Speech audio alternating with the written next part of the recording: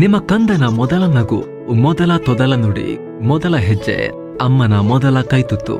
ಸದೃಢ ಹಾಗೂ ಆರೋಗ್ಯಕರ ಬೆಳವಣಿಗೆಗಾಗಿ ಪಾರಂಪರಿಕ ಪದ್ಧತಿಯಲ್ಲಿ ತಯಾರಾದ ಪೌಷ್ಟಿಕ ಆಹಾರ ಮಿಲೆಕ್ಸ್ ಮದರ್ ರೂಟ್. ಮೂಳೆಗಳ ಹಾಗೂ ಮೆದುಳಿನ ಬೆಳವಣಿಗೆಗೆ ಪೂರಕ ಮಿಲೆಕ್ಸ್ ಮದರ್ ರೂಟ್. ತಾಯಿಯ ಪ್ರೀತಿಯಷ್ಟೇ ಪರಿಶುದ್ಧ. ಖರೀದಿಸಲು ಲಿಂಕ್ ಡಿಸ್ಕ್ರಿಪ್ಷನ್ ಹಾಗೂ ಪಿನ್ ಕಾಮೆಂಟ್ನಲ್ಲಿದೆ.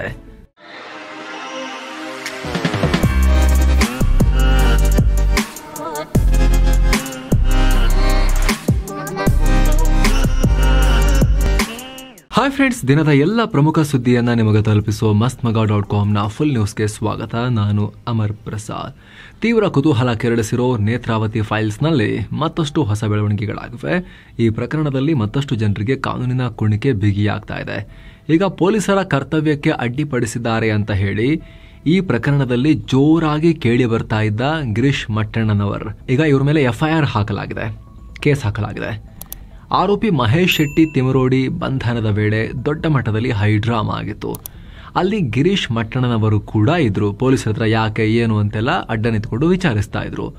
ಹೀಗಾಗಿ ಪೊಲೀಸರ ಕರ್ತವ್ಯಕ್ಕೆ ಮಟ್ಟಣ್ಣನವರ್ ಅಡ್ಡಪಡಿಸಿದ್ದಾರೆ ಅನ್ನೋ ಆರೋಪದ ಮೇಲೆ ಗಿರೀಶ್ ಮಟ್ಟಣ್ಣನವರು ಸೇರಿದ ಹಾಗೆ ಸಾಕಷ್ಟು ಜನರ ಮೇಲೆ ಕೇಸ್ ದಾಖಲಾಗಿದೆ. ಇದಾದ್ಮೇಲೆ FIR ಆದ್ಮೇಲೆ ಗಿರೀಶ್ ಮಟ್ಟಣ್ಣನವರು ವಿಚಾರಣೆಗೂ ಕೂಡ ಹಾಜರಾದ್ರು. ವಿಚಾರಣೆ ಎದುರಿಸಿ ಅಲ್ಲಿಂದ ವಾಪಸ್ ಆದ್ರು. ಅತ್ತ ಶವ ಹುತ್ ಹಾಕಿದ್ದೀನಿ ಅಂತ ಹೇಳ್ತಾ ಇದ್ದ ಅನಾಮಿಕಾ, ಆ ದೂರುದಾರನನ್ನ ಮತ್ತೆ SIT ತೀವ್ರ ವಿಚಾರಣೆಗೆ ಒಳಪಡಿಸಿದೆ. SIT ತಂಡದ ಮುಖ್ಯಸ್ಥ ಪ್ರಣವ್ ಮೊಹಾಂತಿ ನೇತೃತ್ವದಲ್ಲಿ ವಿಚಾರಿಸಲಾಗಿದೆ. ಏನೋ ಕಡೆ ನನ್ನ ಮಗಳು ಅನನ್ಯ ಭಟ್ ಕಾಣೆಯಾಗಿದ್ದಾಳೆ ಅಂತ ಹೇಳಿದ್ದ ಸುಜಾತಾ ಭಟ್, ಇವರಿಗೂ SIT ನೋಟಿಸ್ ಕೊಟ್ಟಿದೆ.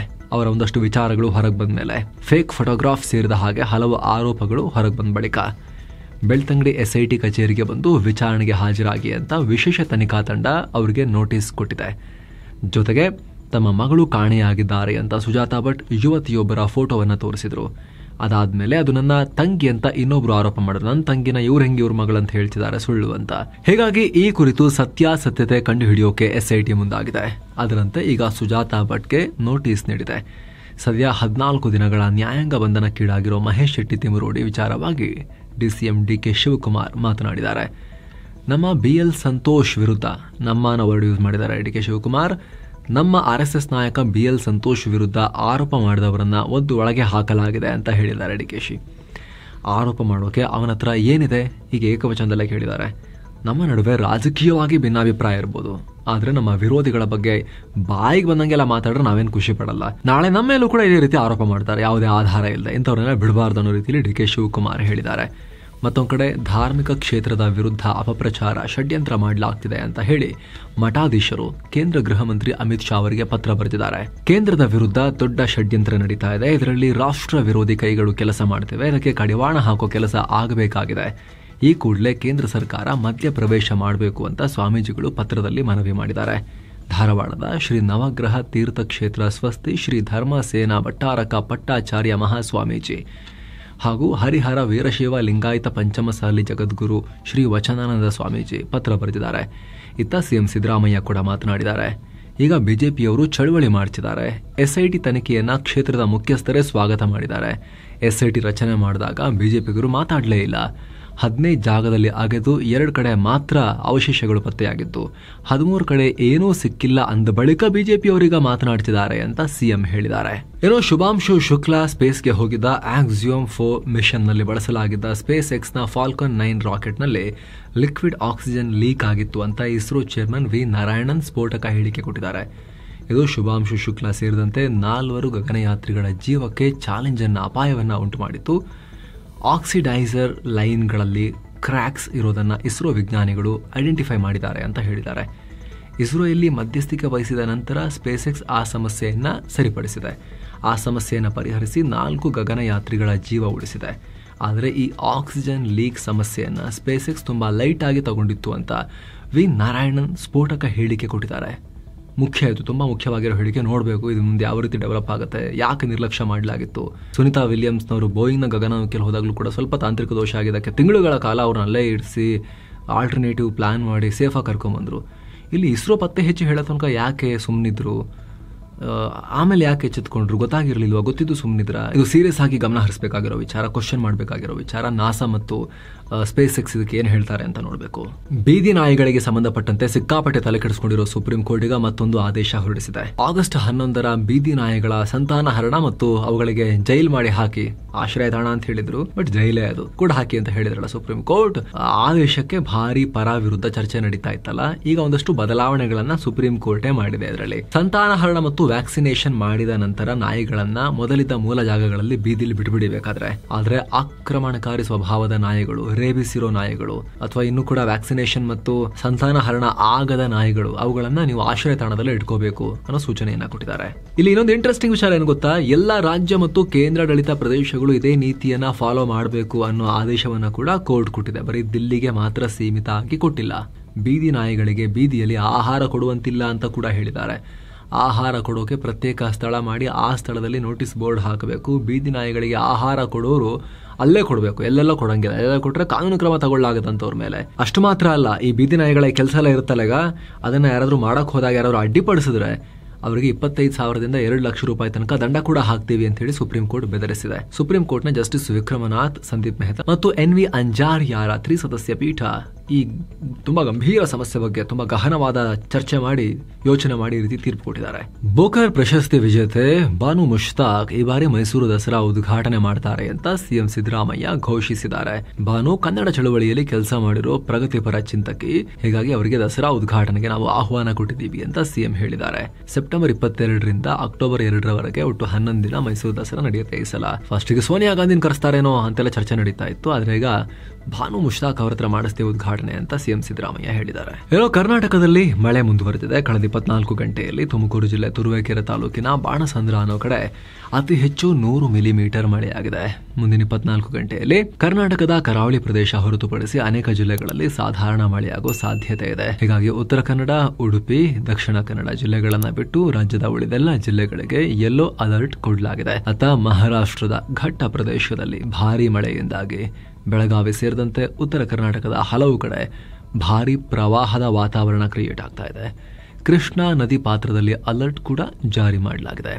ಬೆಳ್ಳಂಬೆಳಗ್ಗೆ ಇಡಿ ಅಧಿಕಾರಿಗಳು ಚಿತ್ರದುರ್ಗ ಕಾಂಗ್ರೆಸ್ ಶಾಸಕ ಕೆಸಿ ವೀರೇಂದ್ರ ಪಪ್ಪಿ ಮನೆ ಮೇಲೆ ದಾಳಿ ಮಾಡಿ ಬೆಳ್ಳಂಬೆಳಗ್ಗೆ ಬಾಗಿಲು ತೆಗೆದು ಪಪ್ಪಿ ಕೊಟ್ಟಿದ್ದಾರೆ.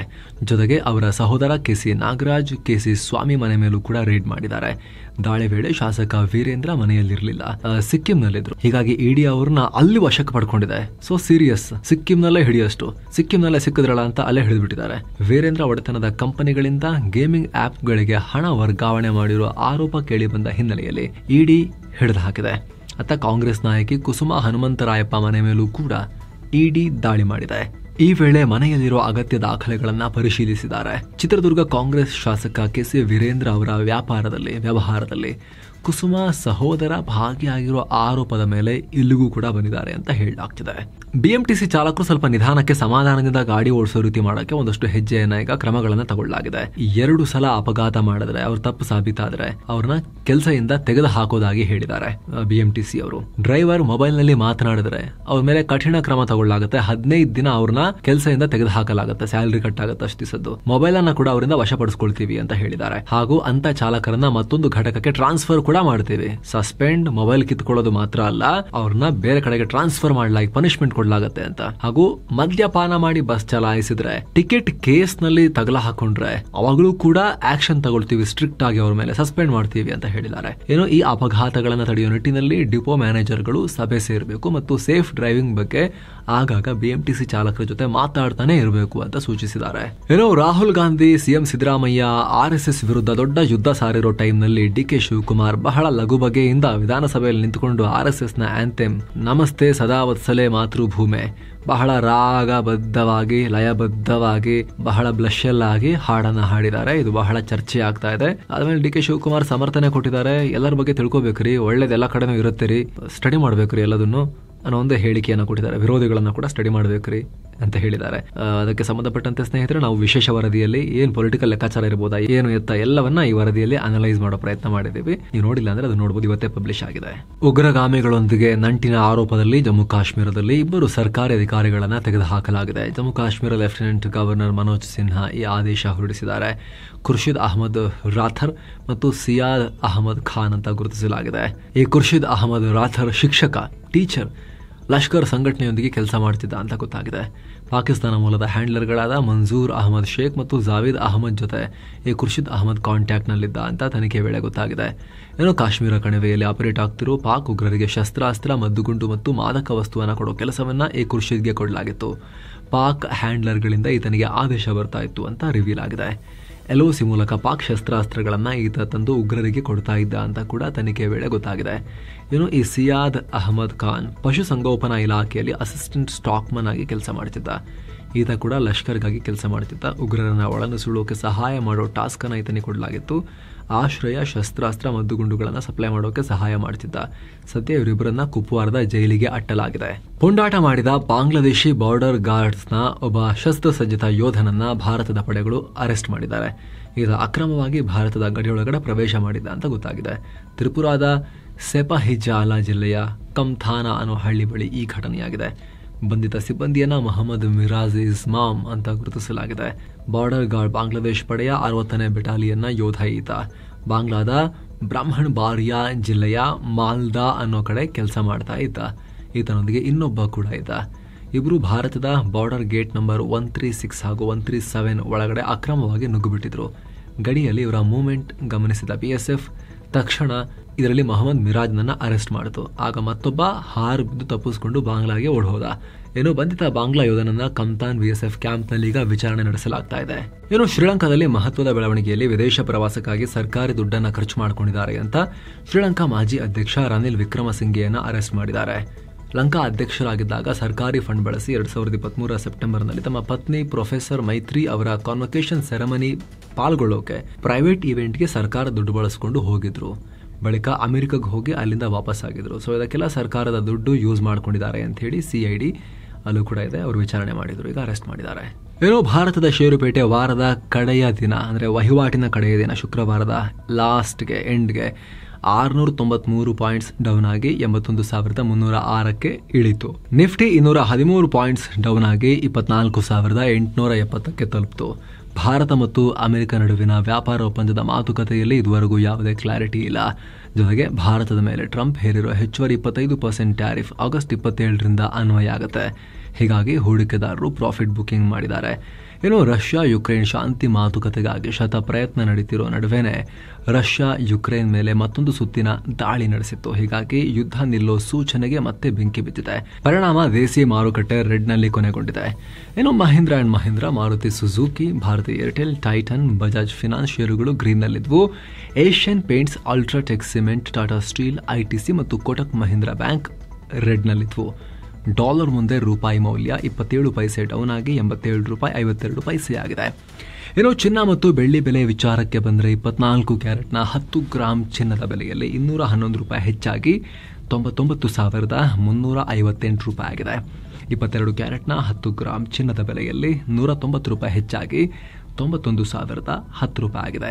1 ಕೆಜಿ ಬೆಳ್ಳಿ ಬೆಲೆಯಲ್ಲಿ 1,216 ರೂಪಾಯಿ ಹೆಚ್ಚಾಗಿ 1,13,906 ರೂಪಾಯಿ ಆಗಿದೆ. ಸೊ ಫ್ರೆಂಡ್ಸ್, ಇದಾಗಿತ್ತು ಇವತ್ತಿನ ಫುಲ್ ನ್ಯೂಸ್. ನಾವು ಕುಯ್ದಿಲ್ಲ, ಎಳೆದಿಲ್ಲ, ಕಿರ್ಚಾಡಿಲ್ಲ, ಕೇವಲ ಸುದ್ದಿಯ ರೀತಿಯಲ್ಲಿ ತಲುಪಿಸುವ ಪ್ರಯತ್ನವನ್ನ ಮಾಡಿದ್ದೇವೆ. ನಮ್ಮ ಈ ಪ್ರಯತ್ನ ನಿಮಗೆ ಇಷ್ಟ ಆಗ್ತಾ ಇದ್ರೆ ದಯವಿಟ್ಟು mastmaga.com ಚಾನಲ್ಗೆ ಸಬ್ಸ್ಕ್ರೈಬ್ ಮಾಡಿ, ಪಕ್ಕದ ಬೆಲ್ ಐಕಾನ್ ಮೇಲೆ ಕ್ಲಿಕ್ ಮಾಡೋದನ್ನ ಯಾವುದೇ ಕಾರಣಕ್ಕೂ ಮರಿಬೇಡಿ ಅಂತ ನಿಮ್ಮಲ್ಲಿ ನಮ್ಮ ಮನವಿ. Thank you so much. ಮತ್ತೆ ಭೇಟಿ ಆಗ್ತಿರೋಣ ಸ್ನೇಹಿತರೆ. ನಮಸ್ತೆ.